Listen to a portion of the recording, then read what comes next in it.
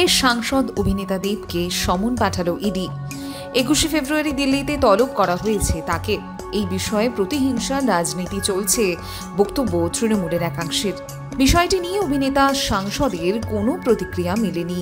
সূত্রে খবর, গরু পাচার মামলায় ঘাটালের তৃণমূল সাংসদকে তলব করেছে ইডি। সমস্ত নথি নিয়ে তাকে দেখা করতে বলা হয়েছে।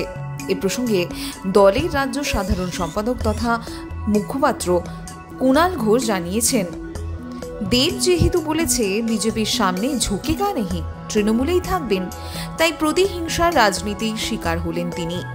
উল্লেখ্য, কয়েকদিন আগেই রাজ্যের বিরোধী দলনেতা তথা বিজেপি বিধায়ক শুভেন্দু অধিকারী বলেছিলেন দেবকে সিবিআই ডেকেছিল, নিজাম প্যালেসে গিয়েছিল সে। এনামুলের সঙ্গে লিঙ্ক আছে বলে দাবি করেন শুভেন্দু।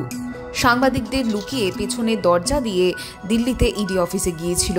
ইডি অফিস আর সিবিআই অফিসের বিষয়টা কিন্তু মিটে যায়নি, জানান তিনি। এর কয়েকদিনের মধ্যেই দেবকে সমন পাঠালো কেন্দ্রীয় তদন্তকারী সংস্থা।